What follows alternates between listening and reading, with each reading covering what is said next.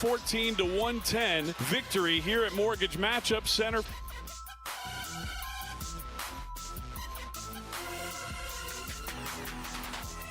Tough pill to swallow on a Tuesday night in the Valley. Suns on the precipice of advancing to the playoffs, and the Portland Trailblazers had other ideas tonight. A really tough-fought game, both sides of it. There were some great moments that the Suns had in this one, but unfortunately, it was the Blazers that surged late and were able to pull off the 4-point victory in this play-in tournament game 7 versus 8. There's no proper way for me to explain that, but either way, Suns lose tonight 114-110. As a result, the Blazers are the 7th seed in the Western Conference and will face the Spurs.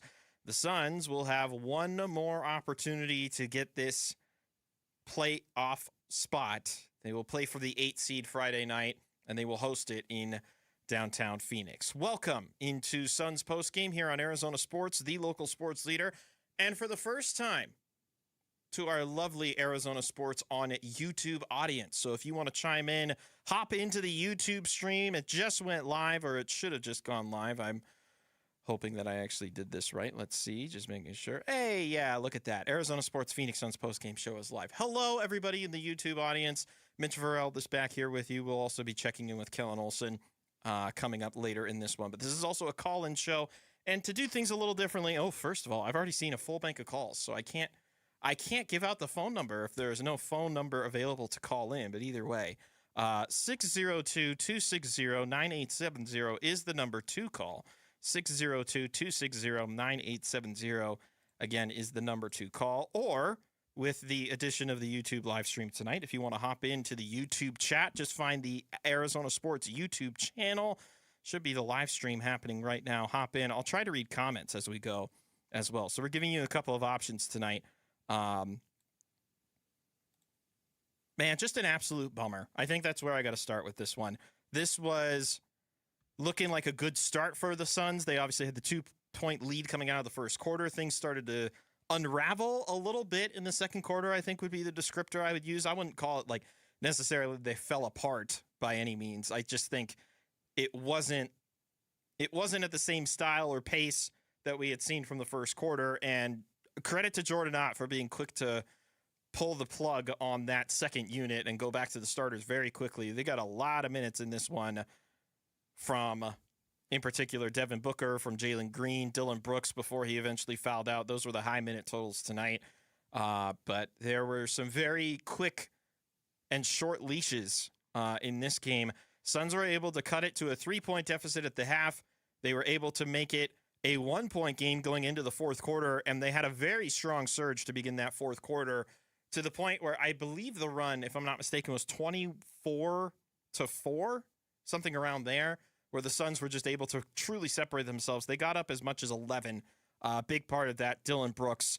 Big part of that, Jalen Green, their offense in particular. And then everything just unraveled for good. As frustrating as it is sometimes to watch these players get to the free throw line as frequently as they do, Denny Avdia was an absolute menace in this one. He led all scorers with 41 points, and he seemingly had his way. It was talked about as he has had the most drives in the NBA this season, a statistic that broke a 5-year streak previously held by Shai Gilgeous-Alexander. This was his rodeo, man. He had every opportunity, every option. It was his ride, and he was living with it. Aside from the 41 points, he also had 12 assists, 7 rebounds, and 2 blocked shots, so making impacts in all areas of the floor. This was an aggressive game, too. A lot of physicality in this one, a lot of personal fouls. As I mentioned, the free throw opportunities were very much there for the Phoenix Suns in this one. They couldn't capitalize on them, and I think the themes that I'm going to go with here are margins. And what do I mean by margins? Free throws, turnovers, three-pointers, and then rebounds and second chance points. So let's start with free throws. Suns had that margin in terms of volume and makes. 32 free throw attempts for the Suns tonight. They made 23 of them. Boy, they could use an extra 9 points in a 4-point loss, that's for sure. I guess you could argue the same for the Blazers, who were 17 of 23 from the line, so they missed out on 6 points this evening. Turnovers. This one was actually relatively close. 15 turnovers for Portland and 14 for the Suns. The big difference, though, is being able to score off of those turnovers. 15 turnovers for Portland. That led to 18 Suns points, so just a little over a point per turnover. 14 turnovers for the Suns, but that led to 21 Trailblazers points. So making the most of those turnover opportunities. Same with second chance opportunities. Portland had that one 15-12, 13 offensive rebounds for Portland, 9 for the Suns. The 3-point disparity was, oh my goodness. I never would have thought that the Suns would be outshot from 3-point range in their own gym in that manner. They almost got doubled up on 3-point attempts by the Blazers tonight. 17 for 47 was Portland, 9 for 25 for the Suns. And I get it, but the efficiency is essentially the same on both sides, 36% each. But I never would have thought that Portland would be the team that would be chucking up threes like crazy. Genuinely, I wouldn't have thought that.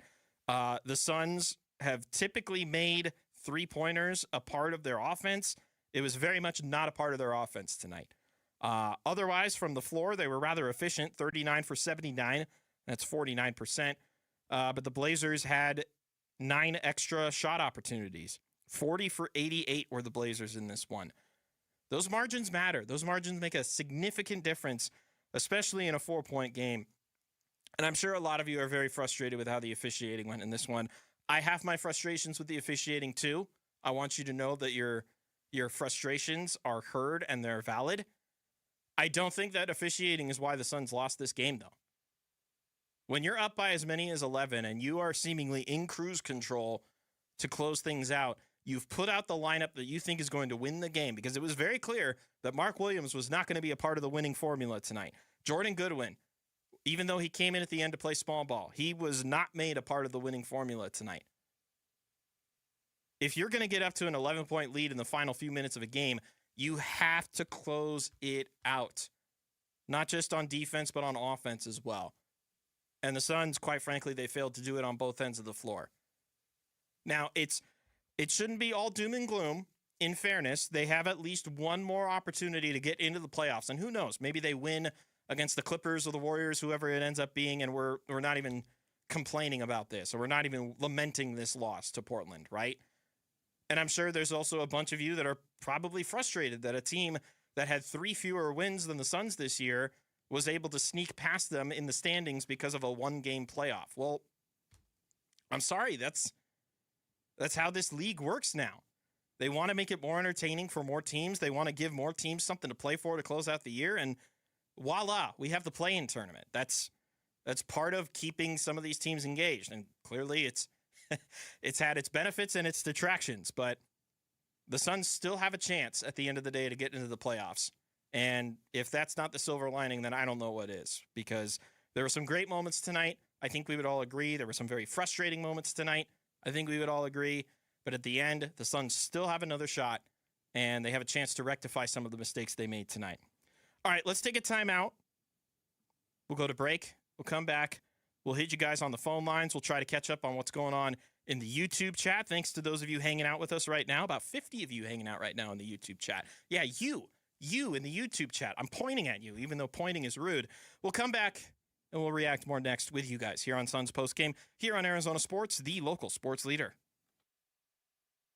Luke Lipinski back to tell you about Twin Peaks, your lodge away from home, where you can catch all the action going on in the sports world right now in a high-energy, fun, and friendly atmosphere with the scenic views that make Twin Peaks famous. Plus, they've got an entire menu made for MVPs, including burgers, stacked high and cooked to order, smoked in-house wings and brisket, and happy hour deals. What more could you possibly ask for? Twin Peaks has you covered with 5 convenient Phoenix locations now, so there's one nearby wherever you are in the valley. Twin Peaks eats, drinks, scenic views. Southwest Gas is proud to support the lifestyles of Arizonans along with economic development in our communities. Hi, it's Vince Marotta. Many of the businesses that have relocated their operations into Phoenix are dependent on natural gas to support business and production. Southwest Gas provides affordable, safe, and reliable natural gas service and helps provide provide a sustainable energy source our state needs for continued economic development. To learn more about the Southwest Gas commitment to community growth and economic development, please visit swgas.com. Hey, I'm John Ray, your friend and jeweler at Shane Company. An engagement ring might be one of life's biggest purchases. That's why our rings come with an all-inclusive free lifetime warranty that gives you peace of mind without any fine print. How can we offer such an incredible warranty? We take pride in crafting our rings with care and stand behind our quality craftsmanship. After all, this is a family heirloom you'll own forever. Bring in your ring for cleaning, resizing, and repairs anytime you want. We'll make sure it's as sparkly and secure as the day you bought it, fixing prongs, replacing side stones, and so much more. This type of maintenance could cost you $2,000 or more somewhere else. Under our warranty, it's all free. We even protect your diamond. Other warranties don't. Our rings are crafted to last. But in the rare case you lose your diamond, we'll replace it. At Shane Company, your engagement ring purchase isn't just a one-time transaction. We're here to be your jeweler for life, because a friend always has your back. Come by to learn more in store or visit shaneco.com. Shane Company, your friend and jeweler. Arizona Sports Suns postgame, hosted by Mitch Vareldis. Suns trail by 7. Quickly into the forecourt with 7 seconds left. It's Jalen Green on the right wing. Crosses over to the top of the arc. Fades for 3. Got it to go! And the foul! How about Jalen Green? The tray and the trouble. And a chance to bring the Suns within 3 with 1 second to go.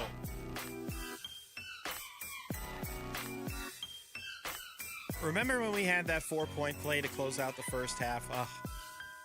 Those were good times. Nice job on the edit, by the way, behind the scenes, gentlemen. Jalen Green in this one was the Suns' leading scorer. He had 35 points, 14 of 29 from the floor, 2 of 7 from 3, 5 rebounds, 2 assists, and a blocked shot. It was not enough, unfortunately, tonight. Blazers get the victory, 114-110.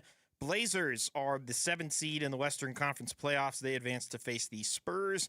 Suns, one more chance to get in. They'll play the Warriors or the Clippers, depending on how Wednesday night's game goes. That game will be on Friday in downtown Phoenix. Welcome back into Suns postgame. Mitch Vareld is here with you, hanging out with you on Arizona Sports 98.7, the Arizona Sports app, and shout out to the audience on the Arizona Sports YouTube channel if you want to hang out.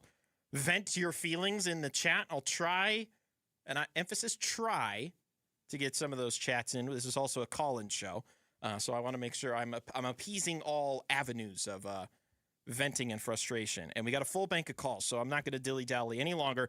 Let's get to the phones. We're going to kick things off with Tom, who is calling from Phoenix this evening. Tom, you're up first on Suns postgame. Hey, just a quick shout out. I got a couple of people driving in a car down the road. Shout out to Heather and her daughter Shay. Shay is a friend of my daughter's, Hayden. Anyway, got that out of the way. Heather and Shay. Very disappointed in this game. I mean, come on, Devin Booker. You can't miss 5 free throws. I mean, how does a guy that shoots 87% free throws miss 5 free throws in the play-in game, the most important game of the season so far? I mean, it's unforgivable. I mean, he's, the $75 million or $70 million a season player. I mean, the guy, I don't remember how many points did he score? Do you remember? Do you have that in front of you? Booker scored 22 total points tonight. Okay, 22 points. And some dude I've never heard of, and I know he's probably a great player, some dude I've never even heard of for Portland comes in and scores 41 points, 40 points. I mean, that's unacceptable. Seriously. I mean, it's just like, we have a superstar, and what did I called last Friday, and what did I say? I said, you know what, if Booker can score like 37 points, 38 points in the play-in game, we're going to win. And what does he do? He scores 22 points. And lastly, let me just say this. You guys on the Burns and Gambo show nailed it. You had that promo that was all weekend long, and you're right. Brooks, Green, and Booker cannot play together. They just play poorly together. They're all 3 ISO guys, like you said. And like Burns and Gambo said on the promo all weekend, it just doesn't work. It's broken. These three guys cannot be on the floor at the same time. The Suns are multiple levels lower when the three of them are on the floor at the same time. So until we get rid of one of them, we are kind of sort of screwed. So anyway, I'm just angry about this game. You know, I doubt if they're going to beat the Clippers on Friday. Clippers are going to, destroy the Warriors, and it's going to be just another embarrassing end of the season for the Suns. And I don't care how bad people thought they were going to be. I thought they were going to be pretty good. They should have been pretty good, but these guys got to either learn to play the fast-moving, pass the ball like Gillespie got them back in the game. And obviously, without Grayson Allen, it's a big deal. And maybe Grayson Allen will play Friday, and we'll win. So we'll see. Just a little bit ticked off, and you have a good night. At least somebody's doing a great job tonight, and that would be Mitch Vereldes. Have a good one. Tom, appreciate you calling in. Thanks for sharing your thoughts. And I think it's justified to feel frustrated. Devin Booker, as you pointed out, 5 missed free throws, 8 of 13 from the line. Team as a whole was 23 of 32. I mentioned that as one of the key margins that made a difference in this one. Look, when you miss out on 9 free points in a 4-point game, and granted, if all things being fair, the Blazers, they missed 6. So if they get those 6 and those 9, it's still a much closer game than the 4-point game. Like, it would be a 1-point game. Is that the math correct? That's not the math correct. It would be a 3-point game, and the Suns would be... Okay, whatever. You weren't here to have me do math. The point is, 9 missed points is a massive margin when you lose a game by 4. And especially if Devin Booker, your best player, is going to be at the one at the line, you got to make those free throws. He wasn't the only one to miss free throws, for what it's worth. Jordan Goodwin, 1 for 3. Jalen Green, 5 for 6. Oso Ighodaro, 1 for 2. You just can't have those missed opportunities. Those are free points that are being handed to you. And I get it. We're being very critical of the fact of this team not being able to shoot 100% from the free throw line. Not every team shoots 100% from the free throw line, but you got to shoot better than 72% from the free throw line. It has to be better than that. All right, back to the phones. Let's go to Lester, who's calling from Mesa this evening. Lester, you're on the Suns postgame show. Hello. Here's the deal. I agree with the previous caller. Booker is the reason we lost that game. Missing those free throws, and Booker never plays up to his potential when Drew Holiday is on the other team. Look at their history together. Drew Holiday mans him up every time he plays Devin Booker, but that's the long and the short of it. Booker didn't show up tonight. Our superstar didn't show up, so that's all I got. Thank you. Appreciate you calling in, Lester. I do think that there is an appropriate frustration with Devin Booker's game tonight. It felt like he was going to be a major focal point of this offense, a major focal point of setting the tone defensively. He clearly came out the gates shooting exceptionally well from mid-range. It felt like the MIDI committee was back for a brief moment there because they were making all their mid-range shots. And then in the second half, it just felt like it disappeared. And maybe that's Toumani Camara on him. Maybe that was Drew Holiday. We still have bad memories of Drew Holiday, and he got his way again. Go figure.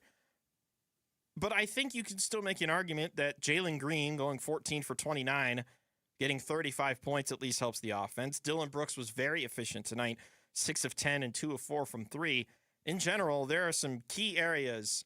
Again, I go back to margins on this one. And one of those margins was 3-point efficiency, 9 of 25. This team that averages close to 43-point attempts a game got up 25 in a do or try again, as we called it in the pregame show type of game. Meanwhile, Portland, who's not very efficient from 3, and once again showed that tonight, 17 of 47 from 3. They got up almost double the amount of 3-point shot attempts that the Suns did tonight. That makes a big difference. All those times that we were complaining about the math when Chris Paul and company were leading the Suns, and it was a whole bunch of 2s, but they weren't shooting any 3s, and they weren't giving themselves those extra opportunities at that extra point every possession, you know? We're back to the math game again, and the math game is frustrating. I don't like playing the math game. As already evidenced on this stream, I'm not very good at the math game. So anyway, I'm seeing you guys in the comments. A lot of you are pointing out poor coaching, like I'm seeing from Veldange and Richard. Guys are frustrated with the coaching. There is an individual in here that's excited about the Blazers. I think you're in the wrong spot, brother, but that's okay. And then going back to Tom's reference about Denny Avdia, many of you have probably never heard of him because his impact in the prior 3 games was either not there or he didn't play. Avdia was an all-star this year, for what it's worth. He is, frankly, Portland's focal point of their offense, and he showed that very much tonight, being their leading shot taker and their leading scorer. This was one of those, like, put some respect on his name type of games, although, you know, he's in the conversation for a lot of different reasons around NBA circles, but I won't get into that. But either way, like I said, he was dominant in this one. He had his way.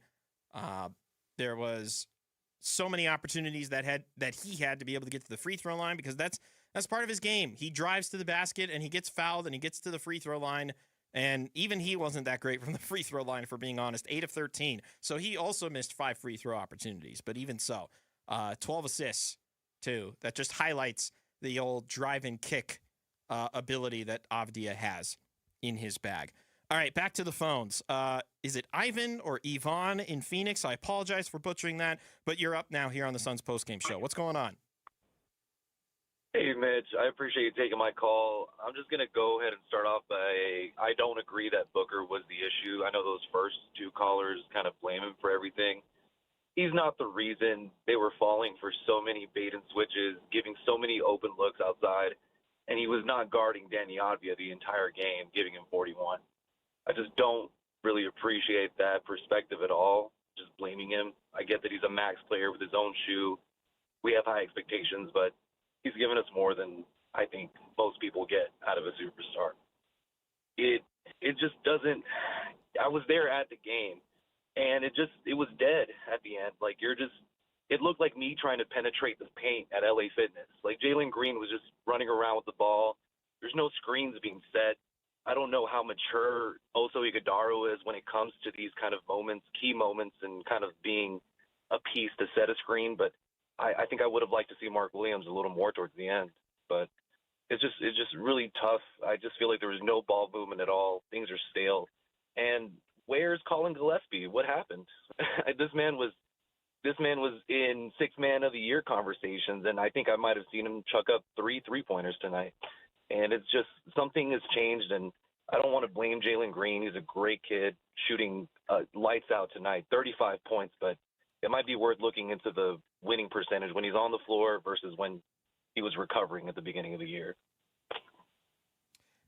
Ivan, I appreciate the call. Thanks for sharing your thoughts. I do think that I agree with you in the sense that it shouldn't all be put on Booker. I think there were spurts where this team, as a team, just could not play defense or could not lock in or could not have the proper communication on that end of the floor to be able to slow down Portland. Like, there were too many open looks.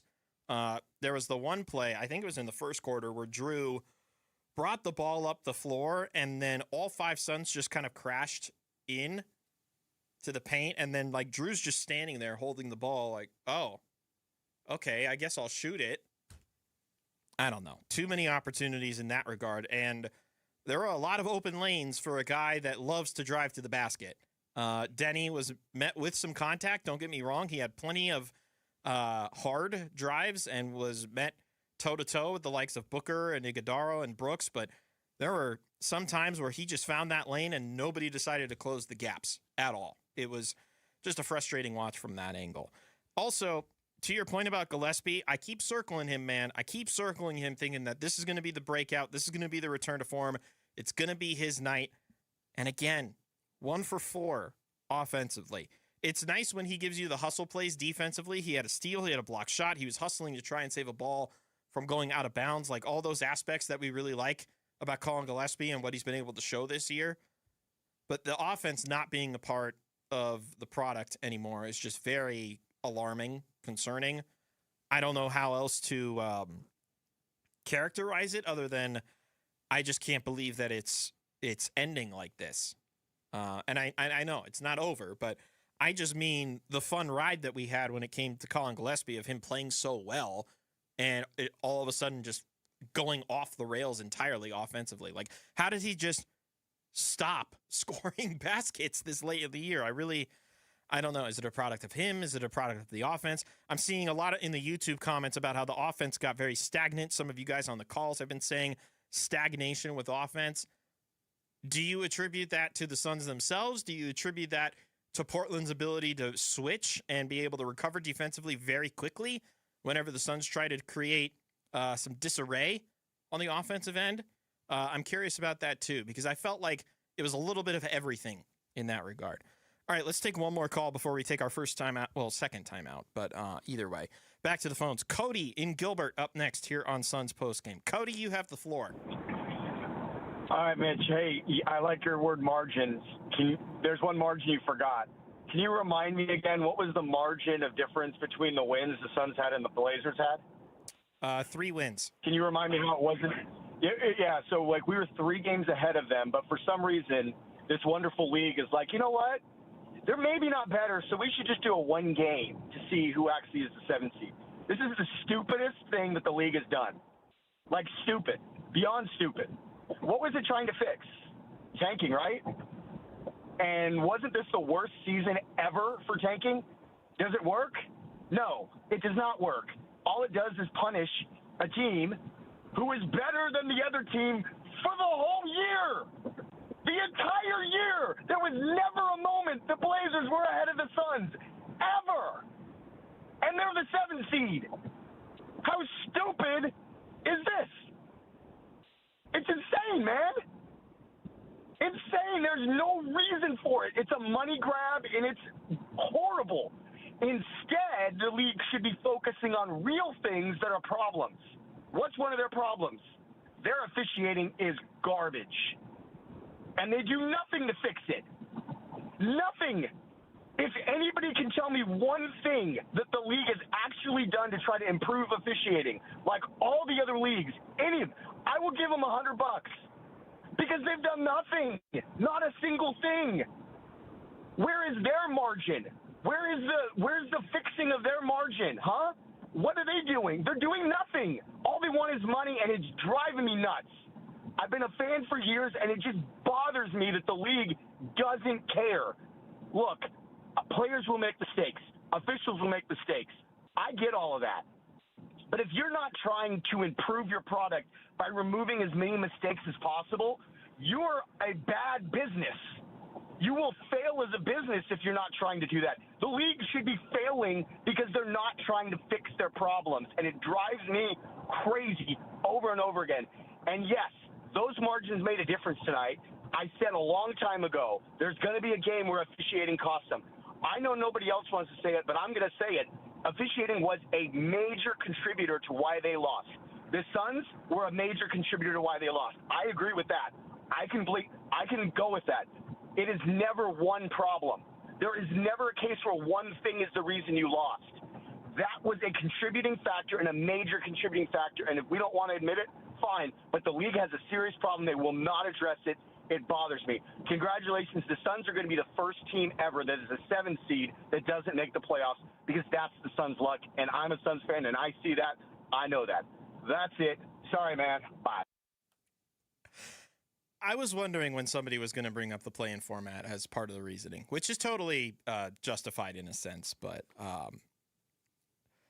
look, man, I love the passion. I really do. And I would be frustrated, too, if the team that I would actively root for was in a situation where they're 3 games better than their opponent and we're using 1 game to decide whether or not they get to advance and retain that seed. Look, there's a lot of things that the NBA has tried, and they haven't always been perfect, clearly. This year, probably the prime example of it all. But at the same time, if you're 3 wins better than your opponent, I'm not going to say it. All right, before we take a timeout, if you're hanging out on the YouTube, surprise, we got a guest joining us from Mortgage Matchup Center. Look at the face. We see each other again, or I at least see you. Do we see each other? Kellen is bearing down with his Final Four shirt or sweatshirt as well. Hi, Kel. I do not see you at all, but all I need is to hear your beautiful voice, man. Then I'm living. I've already gotten compliments on the beard. Apparently, that's a big surprise to the audience for the first time. So, like the people who didn't know what you look like. Yeah, that's amazing. Exactly. I'm like, they're really disappointed to see what I look like. Oh my God. Okay, so I'll just defer to you. Kind of. Where do you want to start in terms of this? I've been harping big on margins, but I'll let you go wherever with this one. Book's got to be way better, man. I thought he was the best player in this game. I was wrong. Denny Avdia was by far the best player in this game. Like, you can look at 41 points to, I think what Book finished with was 22, but in the fourth quarter especially, the quality of possession that Avdia was driving from like the 7-minute point on, it just felt like everything that Portland was doing was a good look or generating something pretty quality. I just remember this. He like smoked that layup with like 4 minutes left. Remember that? Like, Book, on the other hand, like they could not get anything going all night in terms of ball movement. The only chance that they had was when Portland was missing shots, and that's Book's responsibility on this team. Like, he is a fantastic scorer. That he is primarily a scorer. That's what he does best. He's also one of the best playmakers in the league, in my opinion. But efforts like this that he had don't make me believe that as much anymore, because he just was not good in this fourth quarter at all. Tumani Kamara, in terms of that one-on-one matchup, won it. He was absolutely phenomenal defensively, and Book's just got to be much better. If you get it to this point where stylistically there's a lot of things that go in Portland's favor, but the Suns clean a lot of them up, like only 15 second chance points. It was only -3 for the Suns in second chance points. The three-point shooting, like I just think a lot of that is on Booker. You and I have had conversations the last couple of weeks about how I feel like Book's just got to be more of a playmaker right now, because no one else on the team is gonna, as Mike V. Hill put it on Twitter, like shift defenses in the way that he can. Yeah. Portland was just staying home, man. We talked about this for weeks as a huge concern about the team. Opposing defenses are just staying home, letting these guys shoot, and they're willing to win the game in other areas. And the Suns were good enough defensively to get away with that in the first half, even when teams weren't doing this necessarily. But now they're not good enough defensively. It was the 28-9 run, I believe. They gave up 27 points in the last 7 minutes. Not good enough at all. It felt like there were a bunch of runs throughout this game. The first quarter was probably the most competitive quarter of the bunch, and then the second quarter, you have that big tear to begin by the Blazers, and that forced Jordan Ott's hand to go back to his starters basically for the entire rest of the quarter. Suns are able to close out on a run. Third quarter was competitive again, and then the fourth quarter, the Suns ripped off that big run, but then just fell apart down the stretch. Would you say it's more of the runs in this one that kind of defined that? Yeah, there was no stability to this game at all. Like, it was just, I tweeted like zero composure, just vibes. And that was when it was going well for the Suns. But I did mean that as a neg to the Suns as well, because it was just super chaotic and they were able to not channel it, because you can't channel it. And like, that's what I'm writing about on the site right now. Like, we talked about this back in like December when I was making my chaos as a ladder analogies. Like, that is when this team is at its best sometimes, is when things are chaotic, but they can't control it. And we've talked about their inability to control it all year. I think really the defining moment of the game, beyond what I just mentioned about Booker, was like from the 7-minute mark to about the 4-minute mark, the quality of possession that Dylan and Jalen were getting was just not nearly good enough at all. So there was so much to this game that we can talk about, and like all the margins you talked about, how Portland went from 12 threes in the first half to missing 14 of their next 15 to start the second half. We can talk about some of the controversial calls that I'm sure you're going to get calls about tonight, and Booker getting in foul trouble, Brooks getting in foul trouble, the free throw discrepancy in the second half as opposed to the one that was in favor of the Suns in the first half. There's so many layers to this, but honestly, it just came down to Portland's best player was better than the Suns' best player by a discernible margin tonight, and that was the game. I want to ask you about Mark Williams. It just seemed like there were some really good moments there that he in particular had in the first half. Played a good majority of the third quarter, and then as far as I can recall, I don't remember seeing him at all in the fourth quarter. Was that a stylistic choice? Was there any more clarity on that? I think a stylistic choice. I think whatever they were trying to do on the offensive glass, with him specifically, I thought he had good moments offensively, and then he blocked a few shots, but he was getting pushed around on the defensive glass, his own defensive glass, like Klingon, especially early in the game. I know this is like a cop-out answer that players say, but I am going to have to like watch it back to see how Oso was doing. There was so much happening in the moment. It was really hard to dissect like Oso's impact. What I did see was Robert Williams like staying 15 feet away from Oso and letting him go wherever he wanted to go. And then when you combo that with Jordan Goodwin, this is the balancing act that you and I have talked about on Arizona Sports at Night for several months now, where it's like, okay, your defense is sagging, play Oso and Jordan Goodwin. Now your spacing sucks. Like they're in an imperfect position right now with their roster, and there's just so little margin for error. So for them to play this way in the final 30 games of the year with all these imperfections that are deep within this roster, they're just going to get exposed at this point, and they're going to get exposed again on Friday. It's just a matter of how they can overcome them, because they did in the first 50 games of the year. They made their strengths bigger than their weaknesses, but their weaknesses are much bigger than their strengths right now, and that's been the case for about 3 months now. All right, this will be the only time I get to ask you this on this platform. How do you like their odds, depending on who their opponent is going to be Friday night to win?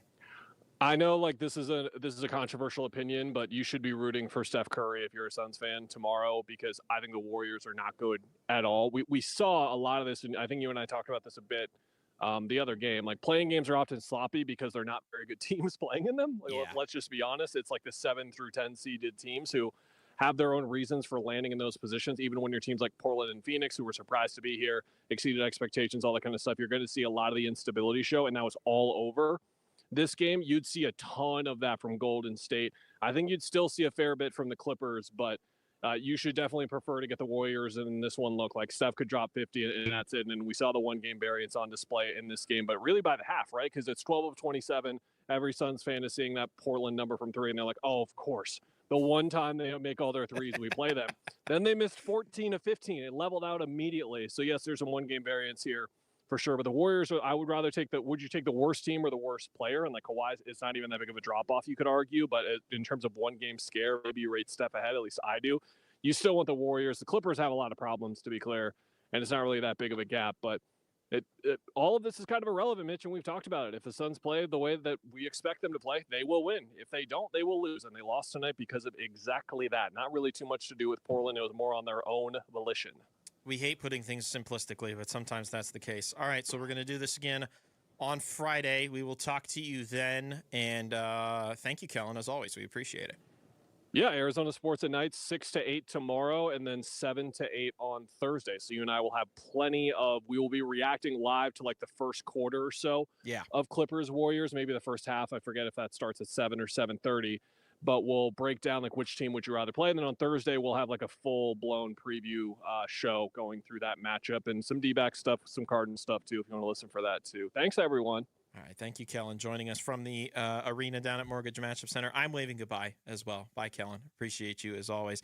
All right, when we come back, more of your guys' reactions. 602-260-9870 is the number to call. Again, 602-260-9870. Keep chiming in on YouTube. I'm going to try my best to dig through some of your comments. I see them coming in, all 81 of you. Hello. Thanks for tuning in. Appreciate it. On the Arizona Sports YouTube channel, we'll come back and react more next here on Suns Postgame on Arizona Sports, the local sports leader. Help DEA keep our communities safe and healthy by participating in National Prescription Drug Take-Back Day, Saturday, April 25th. Take action right in your own home by cleaning out your medicine cabinet of unneeded medications. Keep them safe, clean them out, take them back. Find a collection site near you at DEATakeback.com. Do your part to lower overdose deaths and prevent prescription drug misuse before it starts. That's DEATakeback.com.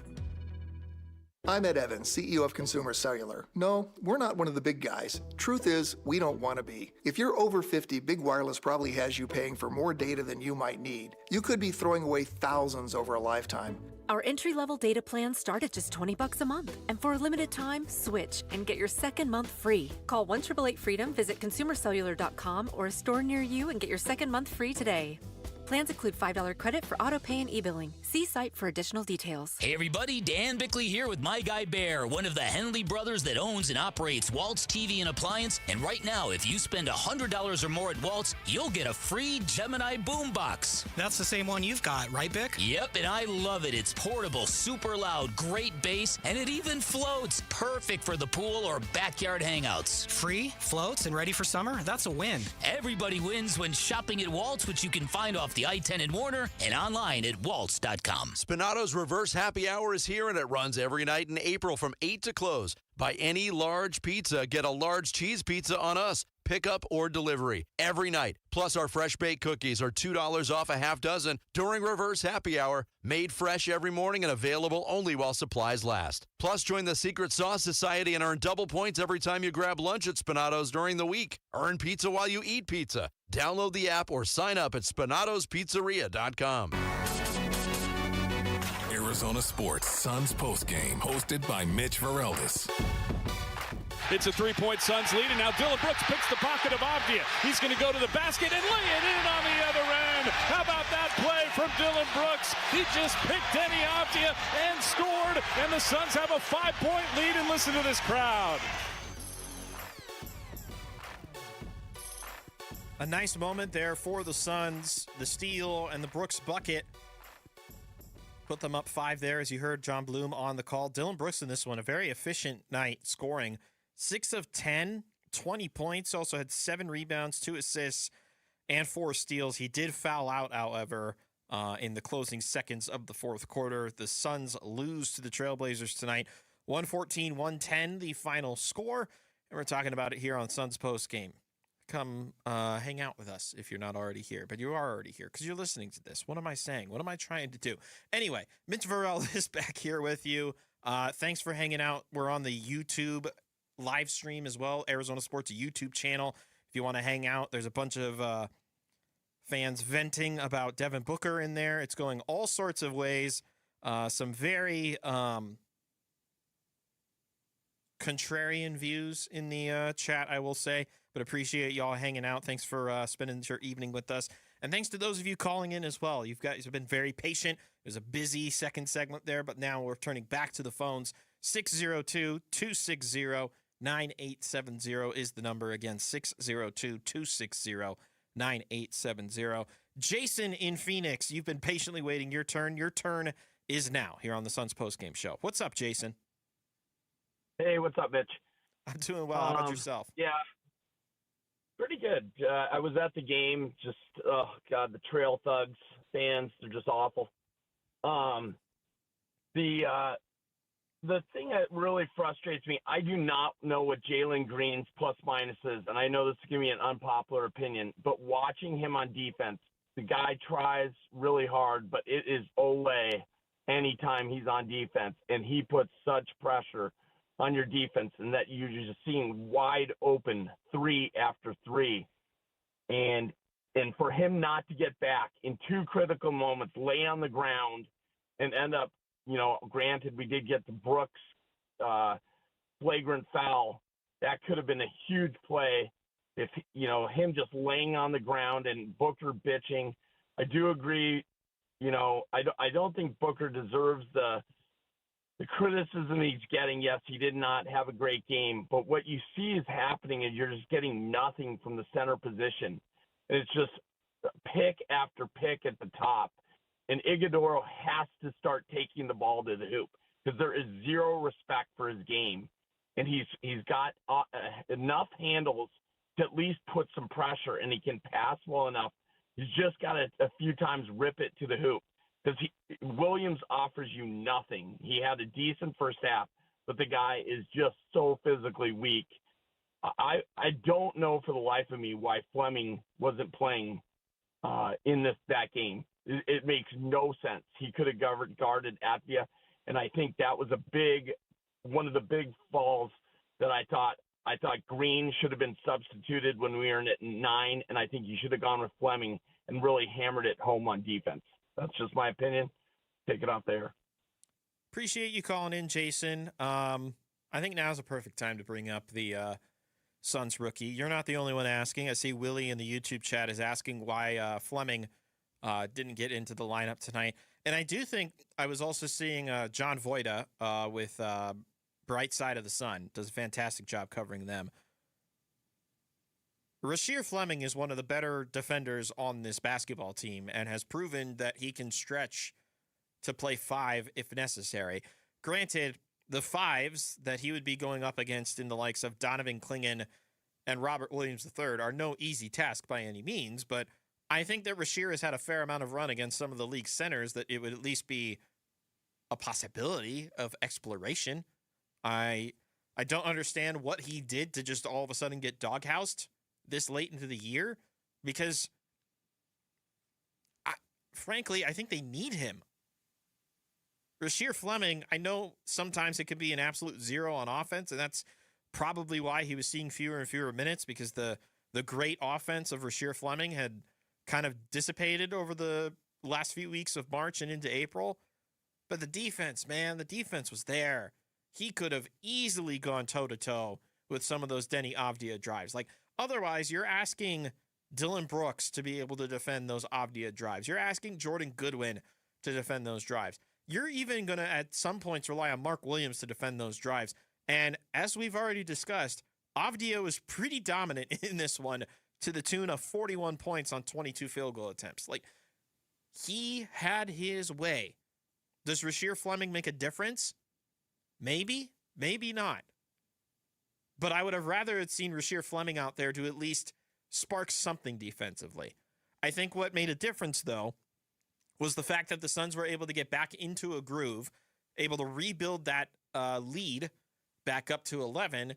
And at that point, they probably considered that this is the group that we're going to close out with. This is a good group. They're playing well. Let's keep riding the hot hand.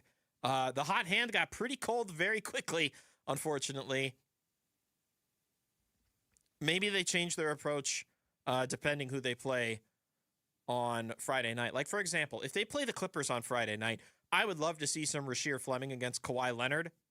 I know a lot of people were very quick to do the, is Rasheer Fleming the next Kawhi Leonard comps? I was seeing that floating around on the socials in the middle of March. We'll see, man. We'll see.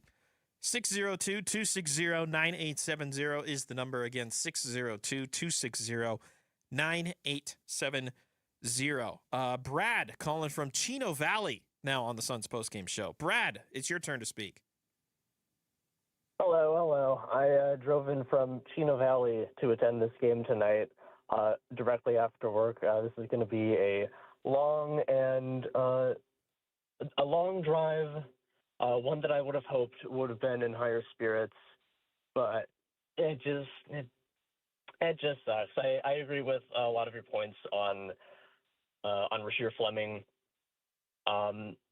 Maybe there's something that we don't know about why he's not getting into some of these rotations.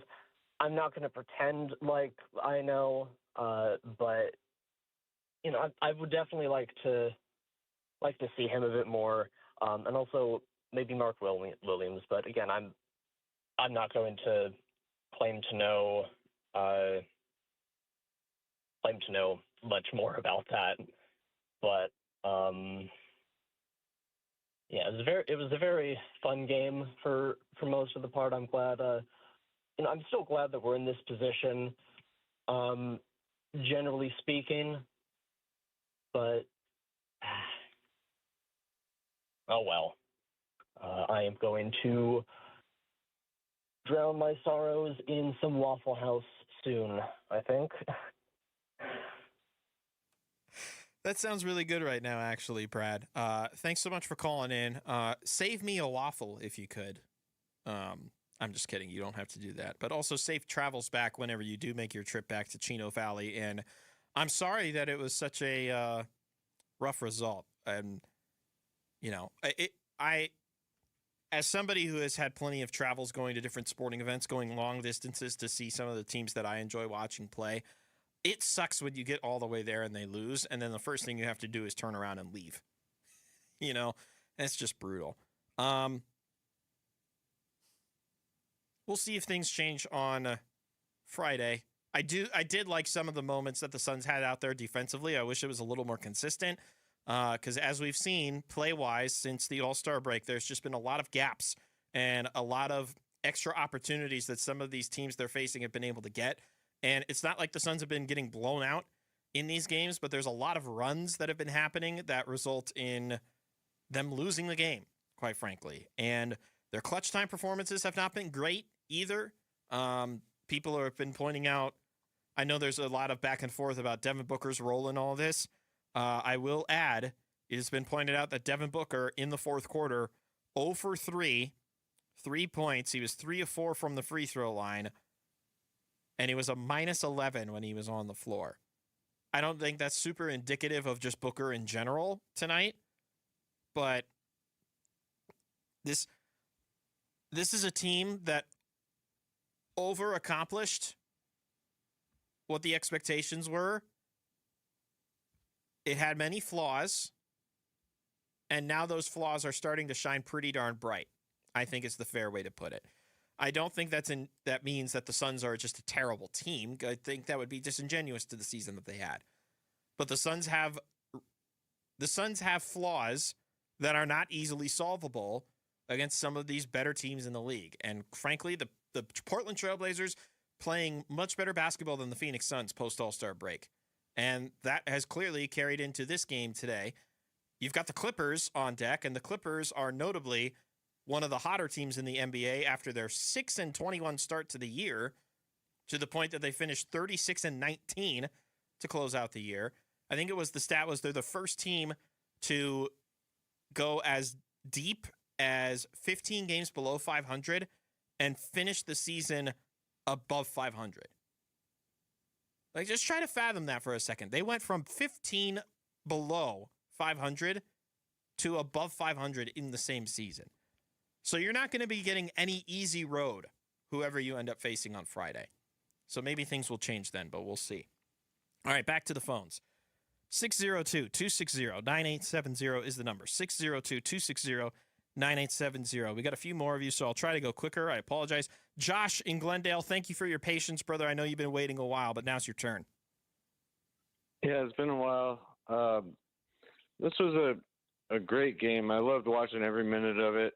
I think we were really competitive, and I think everyone's so passionate about their expectations, and just as a qualifier, I'd like to say that I think correct me if I'm wrong, I was actually at the playoff game, the last one they won against the Mavericks, and it's just good to see him playing a meaningful basketball game again, and we got to be thankful for that. And I loved how I have nothing else to blame for the loss, because I think the refs called a great game. We can talk about margins all day long. I think we missed too many shots to get down to the point, and I know it's hard to come on after you get Kellen Olson, the guru, on before me, but I think what the Blazers did was they attacked the paint and then they shot it out, and their guys made shots. I think we were cautious, and there's a lot. It's a learning curve, but it was a great game right up until the end, and it's just fun to see these guys try, and I give them a lot of credit for everything they've done so far. Josh, appreciate you calling in, and look, I agree. It's hard for even me to follow up Kellen Olson, the Suns guru, but I thought your points were very good. Great job, Josh. Appreciate you calling in. There were some moments in this one where I thought the officiating was very fine with the physical nature in which the game was being played. It got very testy. Dillon Brooks picked up a technical foul. I was also just trying to figure out what that means for Dillon Brooks, because these playing games, they don't count for anything other than seeding, and they don't even consider the statistics from these games. So I'm having a very difficult time trying to figure out how the techs work. Maybe he just gets a fine. I'm not sure. But literally all he was doing for his technical foul was I more so leaned back so that it could be heard, but he was just clapping, for those of you that were not watching on the YouTube. Like, it was very weird. Very weird. Reputation precedes him, perhaps. I don't know.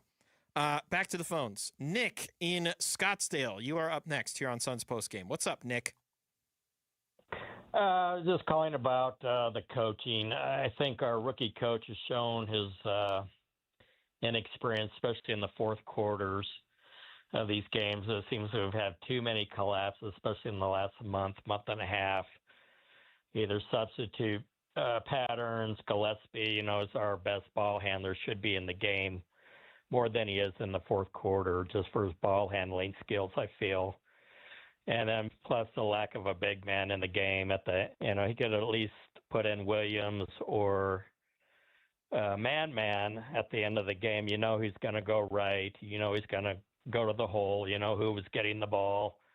Those are pretty obvious things that can be defended, with the right personnel in the lineup.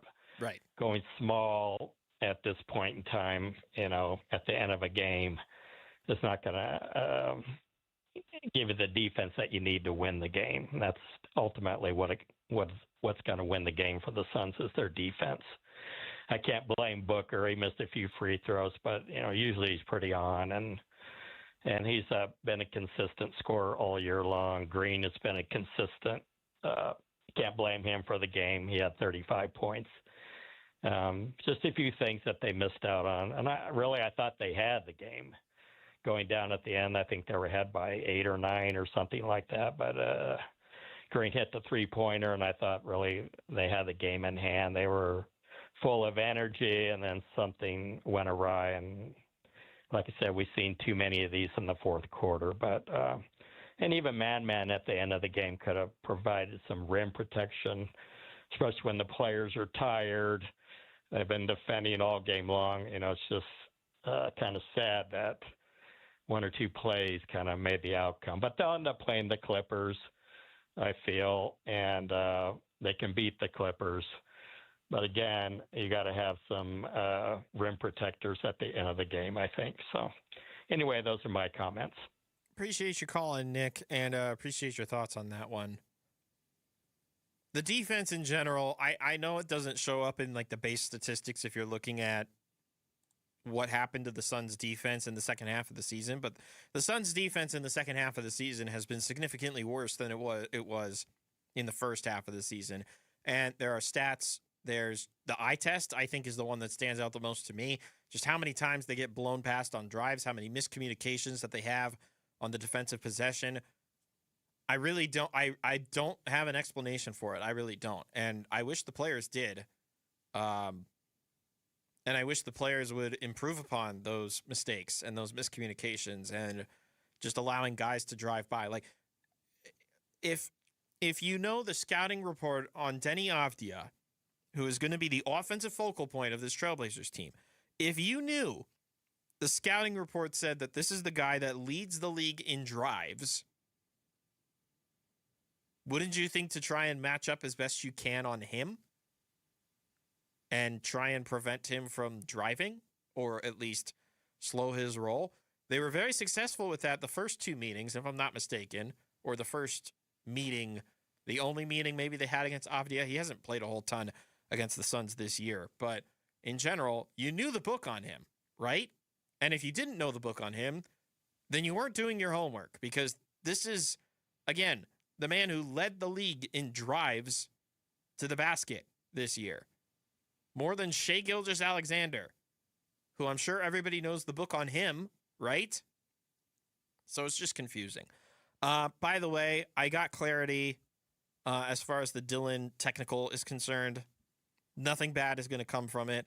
No suspension, at least I should clarify. Thanks, KO, for doing the research on this.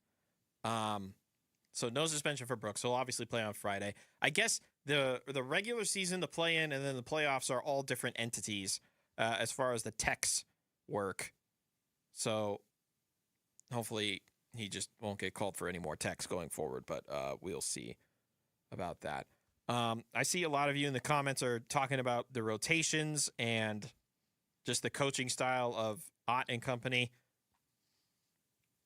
It's a little of both for me. It's number one, it's Jordan Ott being able to put the right guys in the right position to succeed. And I thought him showing a positive example of that was when things were starting to unravel in the second quarter and he decided to yank everybody off and he put the starters back in. And that seemed to steady the ship. And then the Suns went on that run to close the quarter. I thought that was a big coaching moment in the game from him to be able to say, all right, we're not going with that anymore. We're going to go back to the guys that were working because we did well enough in the first quarter. And this is a game we want to win. We don't want to have that second opportunity to win. We want to win tonight and we want to be done with this. But then you can ask yourself so many times about, like, do you keep Oso out there? Do you ever switch back to Mark Williams? Jordan Goodwin wasn't getting a ton of run. That's one of your better on-ball defenders. They gave Ryan Dunn essentially the Grayson Allen slot, but they basically went 8 guys deep in this one. There wasn't really that much of Ryan Dunn in this one in the 9 minutes he played. It's not like he showed out that much either. He had the nice breakaway dunk and a couple of rebounds, but there wasn't much out there, unfortunately, in that regard. So I don't know how they're going to handle this, but it's coaching and it's the players for me. Like the players are out there, and if you're the best players and if you're getting the trust of your coach, you need to go out and perform. And as far as the coaching is concerned, you need to try and push the right buttons, and if those buttons aren't working, you need to swap around the wires and get some new buttons and try that, or solder something else. I don't know. I hope they improve from this on Friday, and we're not even stressed about how Friday goes, and then they're in the playoffs, and maybe they have a competitive series against the Thunder, or they get whipped in 4 games. I don't know. We'll find out soon enough. All right, let's make this the last call of the night, and thank you, all of you, for hanging out with us this evening. Eli and Payson, you've got the last word here on Suns Postgame. Hey, Mitch. Hey, bud. Yeah, it took me all night to get in, but I'm grateful to be in with you again. Yeah, not fun at all. What I saw through the game, I mean, you guys all covered it, you and KO and all the callers, right? But what I, seen the game, it was extreme highs, extreme lows, extreme highs, extreme lows, unfortunately. It took me all this time to finally think of what I think is the problem. He's got the shoes, he's got the swag, he's got the money. I think he just didn't eat his Wheaties today. That's what I got. I hope that we play better on Friday, and like you said, we don't worry about it and get into the playoffs. Thanks, Mitch. Appreciate you, brother. Have a good night. Okay. Have a good night, Eli. I hope for Devin Booker's sake he eats his Wheaties too. Maybe. Who knows? Maybe we've had weirder. What's the word I'm looking for? We've had weirder. I can't think of the word. It's not conspiracy theories. It's routines. It's one of the synonyms for routine. Why is the word escaping me right now? Superstitions. I was going to get it eventually. I talk for a living, so surely I go through a whole Rolodex of fun words. All right, let's take a timeout. Thanks for hanging out, Arizona Sports on YouTube. The live stream going right now. We've got 65 of you hanging out with us. What is up, YouTube? Hope you're doing well. We're going to do this again on Friday, by the way. So if you're hanging out with us on YouTube, we're going to do post-game and pre-game show on the YouTube live stream again. So don't think that this is a one-time thing as far as Suns and post-season basketball is concerned. We'll be doing this again on Friday. But for right now, got to take a timeout. We got to hand out the Hustle Award. I got to figure out a song of the night to play because I still haven't sent one. Even though YouTube's probably going to demonetize us for it, I don't care. We'll find out next here on Suns Postgame on Arizona Sports. KMVP FM Phoenix, live from the Casino Arizona and Talking Stick Resort Studio. Arizona Sports, the local sports leader. We're chatting with our guest, always safety first, 811 Megaphone Man. Call 811 before you dig. You never stray from your mission of letting homeowners, landscapers, and excavators know you should always call 811 before you dig. Call 811. Call for both small and big jobs. And 2 working days in advance? 811. Any parting words? And I'm guessing they will be. Call 811 before you dig. Brought to you by Southwest Gas. 811. Now is the time to start building your defense against the sun with All Pro Shade Concepts. Exactly right, Wolf. Smart homeowners are getting their free estimates now for retractable shades and awnings for their patio. Yep, if you wait until the playoffs to fix your defense, you're getting cooked. That's right. Our shades are custom fit, so the earlier we measure, the sooner your home is protected. Beat the summer rush and get your free estimate today and receive free installation. Go to allproshade.com because you gotta have shade. Hey, it's Bodie and Victoria, owners of newacunit.com. In Arizona, it hits 100 degrees and suddenly AC prices magically go up. We don't play that game at newacunit.com. Even with manufacturers raising prices this year, we've used our buying power to keep your costs down. And the price you see online, that includes everything. Unit, install, delivery, no surprises. Just a smarter, more affordable way to stay cool at newacunit.com.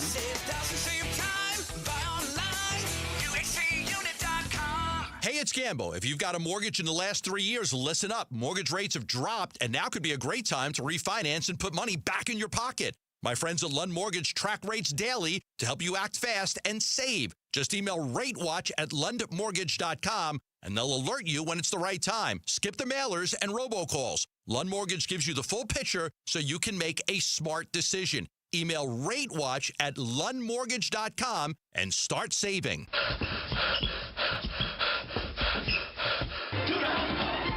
7.5 to go. Green throws right side. It's stolen away by Williams. He saved it in for Kamara as he stepped in front of Devin Booker. Now Royce O'Neal steals it back. He's going to step into a three and bury that three. Suns go up 11, 98-87. Thiago Splitter's seen enough. Royce is the choice. I just realized we could probably get demonetized on YouTube for this song too, but that's okay. Royce O'Neal taking home the Hustle Award tonight. 4 steals in this one for Royce, coming off of the bench. Had a huge 3, I should say. Had a couple of huge buckets as well. 8 rebounds, 3 assists, and 7 points for Royce. I just thought that he had some good moments out there. So we're giving him credit for it with the hustle, forcing a couple of breakups there when the Suns were going on that run in the fourth quarter. Suns lose tonight, 114-110. Trailblazers advance to the playoffs. They will be the 7th seed and take on the San Antonio Spurs in the first round. The Suns got one more chance to make it into the playoffs. That will be determined on Friday night. Welcome back into Suns Postgame. Mitch Varel back here with you on Arizona Sports, the local sports leader on the Arizona Sports app. And on YouTube, the Arizona Sports YouTube channel. What's going on, YouTube? Thanks for hanging out. Like I said, we're going to do YouTube again on Friday. So we do have details. I can give you times as far as Friday is concerned, because that will be the next time the Phoenix Suns play basketball. 7 p.m. tip-off, 6 p.m. pregame coverage. That'll be here on 98.7 and the Arizona Sports app. Diamondbacks will be moved from FM over to AM that night. They're taking on the Blue Jays in downtown Phoenix. So this is your advanced warning, by the way, if you plan on attending either one of those events, to plan ahead, because it is going to be pretty packed around Jefferson Street. So make sure you give yourself some time to get down there, because both the Suns and the Diamondbacks going to be playing right around one another. But again, Suns will be here on FM and the Arizona Sports app. Diamondbacks will be over on AM and the Arizona Sports app. ESPN 620 AM, I should specify. Now, we'll do a little look ahead before we get to the song of the night, because it's a very small scoreboard to get through. The NBA, saving my life, basically. I won't go that far. But Suns, and the potential matchup for them would be a first-round matchup against the number 1 seeded Oklahoma City Thunder. If the Suns win that game on Friday, their first game will be on Sunday, April 19th, and it'll be a 12:30 in the afternoon tip-off for Game 1 against the Thunder in Oklahoma City. Wednesday will be Game 2. That's April 22nd. That'll be a 6:30 p.m. tip. Saturday would be Game 3 back here in the Valley. That will be a 12:30 in the afternoon tip. Again, this is all hypothetical based on if the Suns win the game Friday against either the Clippers or the Warriors, and then advance to the first round to play against the Thunder. We know the first 3 game times, and then the Game 4 would be on Monday in downtown Phoenix. We don't know the time for that one yet. But we do know that those games are going to be taking place with or without the Suns, unfortunately, to say it that way.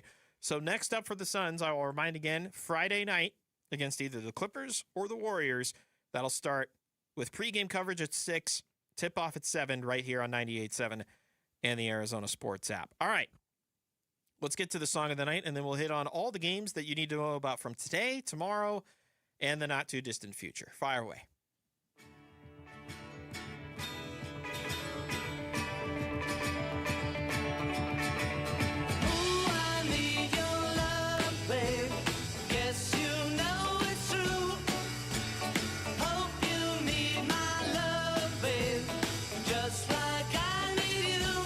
They can't beat the 7th seed anymore.